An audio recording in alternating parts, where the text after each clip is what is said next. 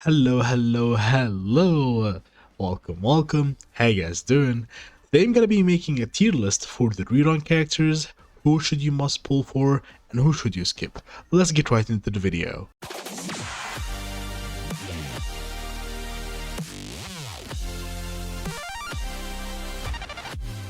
Alright, so this is just a list because we now been having every version 2 new characters and 2 old characters. So I've been thinking of maybe just make a list to, I don't know, just share my opinion on the characters who are really good to pull for, even though they're not new. But yeah, I'll say must pull characters, even though that you skip them or you played the game newly, so you don't have these characters. So yeah, let's start with the first. I made them, like, as you can see here in the rerun, these are the characters who were first released in the game, till the last, which we have Dr. Ratio. So, Celia is the first. She's the first limited 5-star character. Would I say she's a must pull? Definitely not. Longevity for Celia, I'm not sure, because there is right now Pure Fiction, which is catered to AoE characters. There is Swarm Disaster, there is the Gold and Gears event. I don't know, I just feel like right now Seeley could be niche until we have a content that's gonna be around single target. So characters like Seeley, Topaz, Dr. Ratio, all these characters who are focused on doing single target damage, they will pop off. They will be the best characters to play in this mode, just like Pure Fiction. So yeah, I'll put her in niche. Jing Yuang, the next character we have. I would say, honestly, even though I really like Jing Yuang in terms of design, like, I still like the gameplay kinda with the Thunder God and everything, but I would say Jing Yuang is a skip, in my opinion. I don't feel like the amount of effort you put in building him, giving him the relics he needs and stuff like that, you would gain it back in gameplay. He needs a lot of effort to make him work good. So I would say there are other options, maybe newer characters who are worth pull than him. But again, just to be clear, if you enjoy the character, if you like the design, pull for them. Enjoy the game. Don't close this video. Don't even continue watching. So yeah. Next character is Silverwolf. And I haven't been a huge fan of Silverwolf gameplay. Especially that she's a single target. And same thing with Seeley, I would say. Until we have a content that's based on single target, then sure, she will be amazing. And she's still, like, don't get me wrong, Silverwolf is very, very good. But I just don't see like I've ever used her since I pulled her. I don't know, I just use Pella more because Pella provide AoE with a defense shred. So I don't know, I just would say also, like, it's between longevity and niche. I'm gonna put Silverwolf high niche. I don't know, for me. I know people will comment on that. I know, that's just my opinion on it. Next is Locha. That's the first limited healer in the game, and I'll definitely put him in must have. He's really, really that good.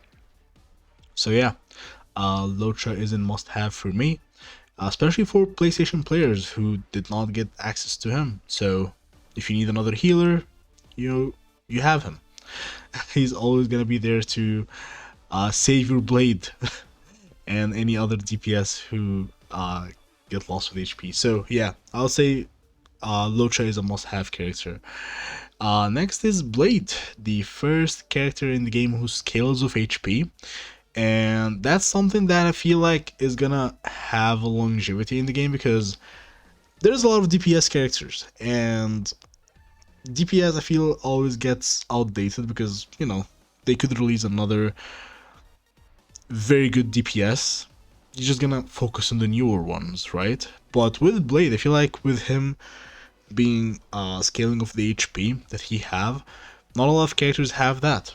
So I feel like he's a very good character if you want to focus on and build. So yeah, Next is Kafka, and I don't think I even need to mention Kafka is, of course, in longevity.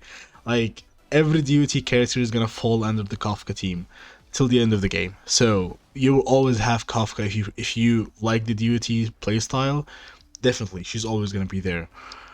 Dan Hong, I would say he's between also niche and longevity, but because of the output damage he puts, if you really need that like a very good DPS to carry you right now, I would say he's longevity for now. This might change later if you have another DPS that outshine him. So yeah. Fu Shuang, of course, must summon. I'm gonna re-rank them again when I put all the characters. So Fu Shuang, of course, is a must pull. Very good character. Her dupes are valuable. Her light gun is good. So it's a very good character if you want to pull for. Especially the PlayStation players again, who did not have access to this character. So a rerun for her on Locha is really valuable for them. So yeah, Jingliu, same thing with Den Hong, but I think if I'm gonna rank these two, I'll put Jingliu above because Jingliu doesn't require the skill point that Den Hong use. So they're both there, but if there is another DPS that can just, outshine all these other DPSs, you're not gonna use them as much unless they're favorite characters, which that's another thing to talk about. If Himiko is your favorite character, you would use Himiko to like the game. So to be clear on that. Topaz. Topaz, I'm gonna also put her in niche. I feel like Topaz follow-up support is not I don't feel like it's not as important as it felt on paper, unless maybe we don't have the best follow-up characters in the game yet. But she has, like, Topaz has longevity too, because she's a like also a sub DPS and a support for the follow-up characters. So she has a chance to be in the longevity, but I just don't see it right now. Like Kafka with the DUT team, you can use Sampu, you can use any of the other characters who still help Kafka with that team. But with the follow-up, like Jing Yuang, what's his name, Dr. Ratio, I feel like on their own they still perform well. I don't feel like Topaz has to be with them so they can perform well. So I just didn't see that follow-up support needed, Who another must-have character, very good healer, very good support. It's both in one character, so yeah, it's very good. And PlayStation players already had the chance to pull for her, so yeah, it's pretty good. Argenti, I skipped him honestly, and I feel like with Pure Fiction being a permanent mode that resets every 2 weeks, I feel like he's always gonna be needed for this mode, right? So for longevity, I feel like Argenti is really gonna be important if you don't have that many characters that do AoE damage. So yeah, and again, there are other free-to-play options, but again, if you just want to make things easier for yourself, you can go for Argenti. Next is Ruan Mei. I would say the best support characters with Bronya, so of course must have. Harmony characters are broken. They change how your team is, especially if you have two of them in the same team. They make everything easy. So I would say, of course, Ruan Mei is a must-have. Last is Dr. Ratio. I would say that's a skip because he's already free. You already know. So yeah, let me now re-rank all these characters. So let's start with the skip. They're both skippable. You're not like telling you need to rank. I mean, I guess Jing Yuang on top because he's not free.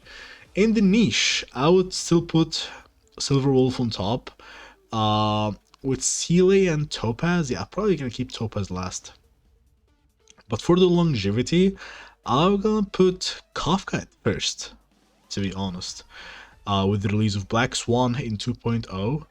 And I think I'll keep Blade. No, I'll put Jingliu second, Blade third, and Argenti.